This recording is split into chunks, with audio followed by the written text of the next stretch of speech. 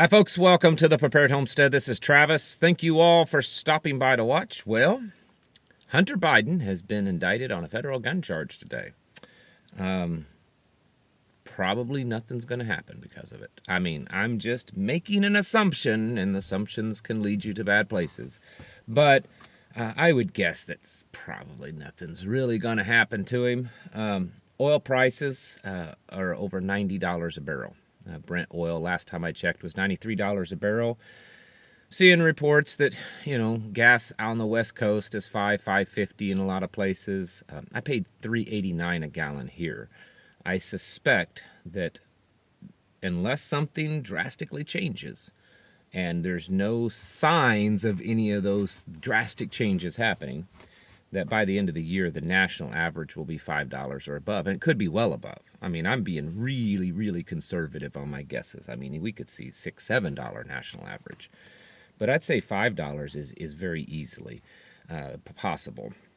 The floods in Libya are just horrific. 11,600 confirmed dead. Government saying that there's at least minimal 10,000 people missing, maybe more. So, we're talking potential death toll in the end of 25,000 people. It's awful.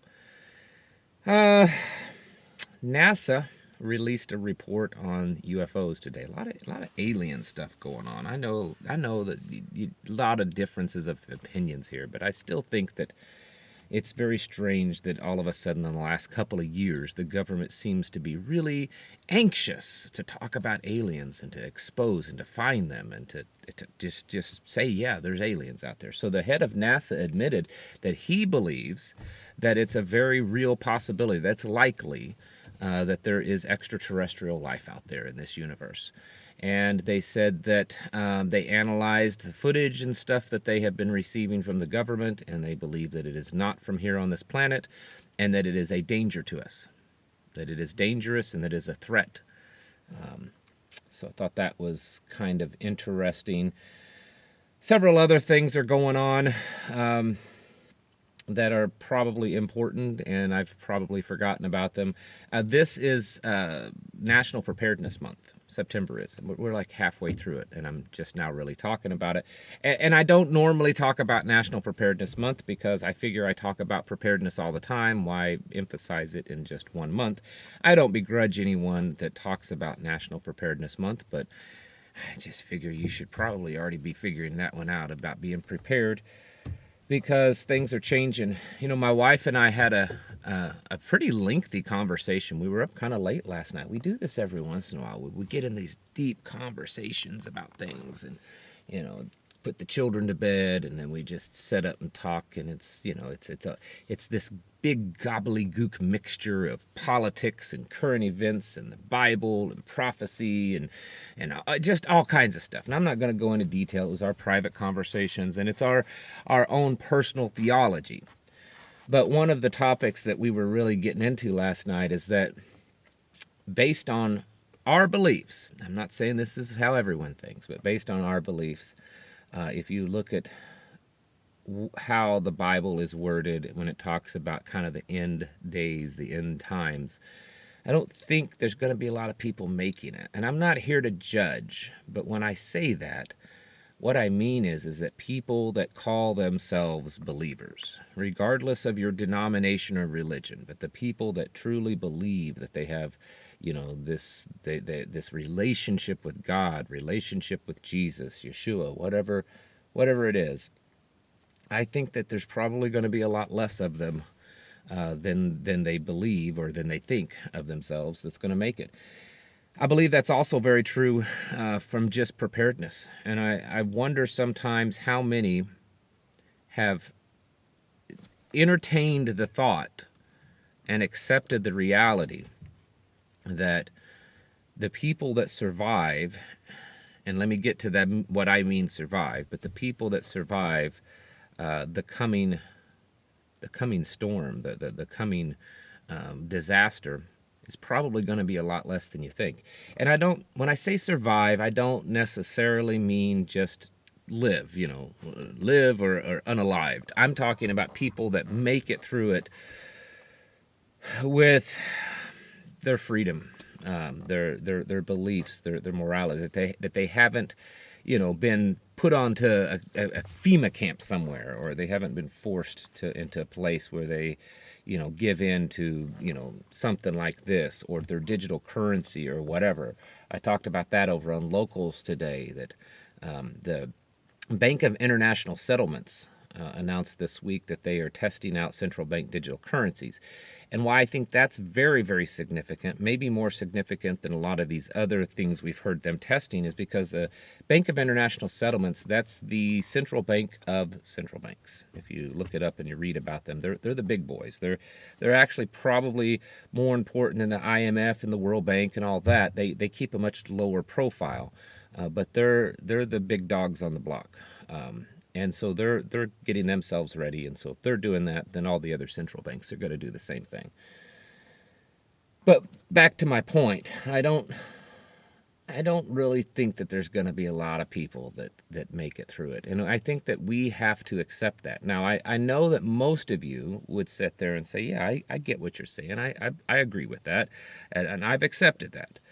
I think for most people, we accept this idea that the world, the people, whether it's the woke left or just the mindless zombies, the people that are just glazed over and they're into their conveniences and their pop culture and their sports and all that kind of stuff. They're not aware of what's going on. I think it's easy to say, yeah, there's a lot of those people that probably just aren't going to make it. But that may not be the case. It may not just be them that's not going to make it. There's probably going to be a lot of you and I that's not going to make it. We are watching things change so rapidly. I talked about in this morning's video about the little island off of the Italian coast. I believe it's Lampede, USA, or something like that is what it's called. They're estimating that now up to 8,000 African migrants have flooded into that little island in the last 48 hours or so. We're talking a population of 5,000 or 6,000. They're begging for international help. But that's not the only place that's doing that. I'm going to play a little video right here. This is a video was recorded in the last 24 hours on the Arizona border of people coming into the United States. And if you notice, this doesn't look like migrant families to me. They don't even, well, most all of them don't even look like they're just south of the border people. They look like they're probably from Africa too. And I'm not begrudging anyone from Africa, but what I'm saying is that this is a shifting of population. That's population replacement is what they're doing. They're replacing the folks like you and I with third world populations. We're watching things just fall apart. We're watching crimes get worse. We're watching our money be devalued. We're watching the very moral soul of this nation be completely attacked and destroyed. And the very real likelihood that some of you, maybe even me, aren't going to make it is a real thing, and we have to accept that. That doesn't mean we give up. That doesn't mean we say, well, Travis says that there's a chance that I may not survive, so I'm just going to live it up. It's this party like it's 1999.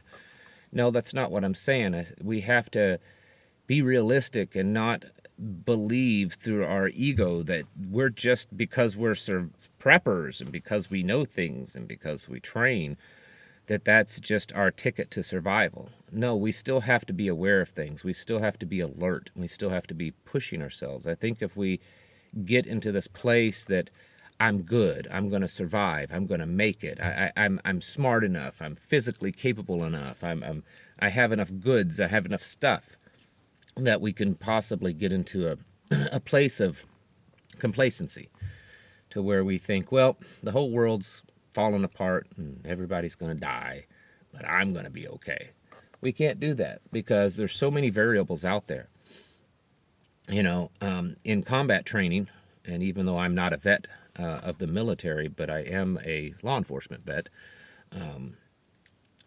we always know that no matter how good you are, it's always some untrained idiot that has no clue of hardly which end of the barrel to point at you ends up taking you out in the back. I mean, that's just the facts. I don't care how high speed you are. it can happen. It's the same way with what's going on. No matter how good you are, no matter how much preparedness that you have in your life, you may not survive. And that's not a thing to get depressed about. That should be a thing to motivate you. It should be a thing that pushes you to do even more, to try to fill in all the little gaps in your plan, the little kinks in your armor, because we all have them. No matter how good you are, we all have them. And we have to take it serious because things are moving at a pretty good pace.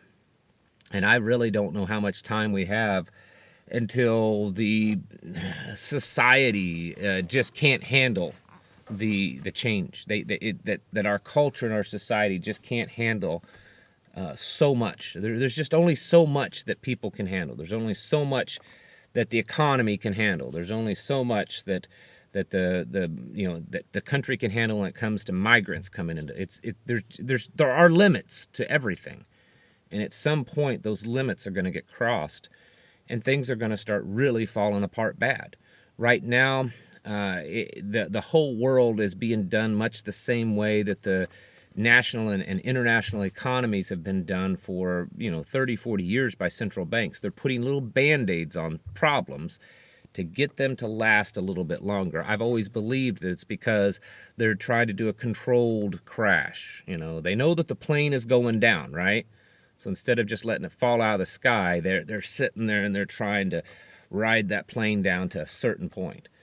So I think that's what's happening. But we know that there will be a point that their little band-aids no longer work. We're seeing that in the economy already. I mean, look at what the Fed's been doing with interest rates.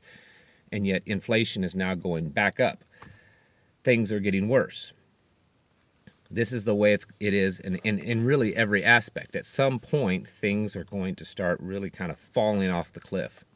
And when that happens, we have to realize that it's only a matter of time until people get into desperate situations. And whether it's an actual loss of life situation or just a loss of liberty, a loss of really yourself, to where you're put into a corner and you have to make a decision. I know every one of you, I would guess, is going to say this as well as I would. I'd rather die than take that thing in my body. I'd rather die than, give my children up.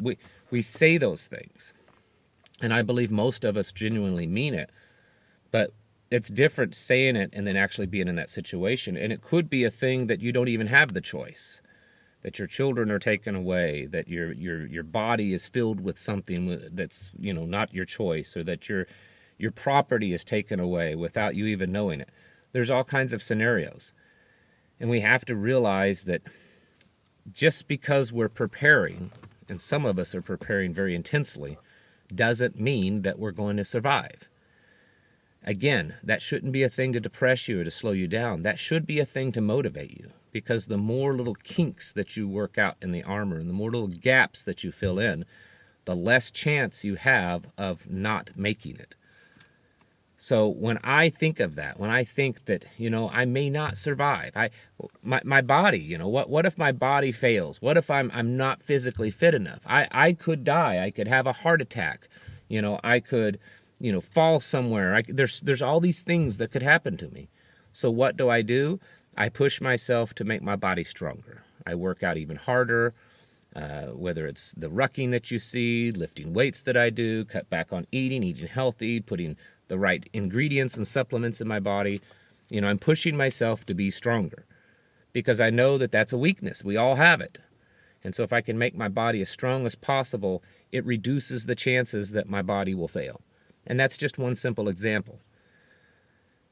We have to realize the reality of things, and then we should take that and use it as fuel to push ourselves to be more prepared. So during this preparedness month, create the habit right now. Create a mindset that you're going to evaluate the gaps and the holes in your preparedness plan, in you, in your mindset, in your spiritual walk, whatever it is. And you're going to do your best to fill them and to make them stronger, because every one of those that you do, it lessens the chance of failure later on in life. And I'm telling you, we're getting closer and closer to those failures becoming a reality. Folks, right now is the time to get your houses in order. It's the time to prepare yourselves mentally, physically, and spiritually. Thanks for watching, and I'll catch you in the next video.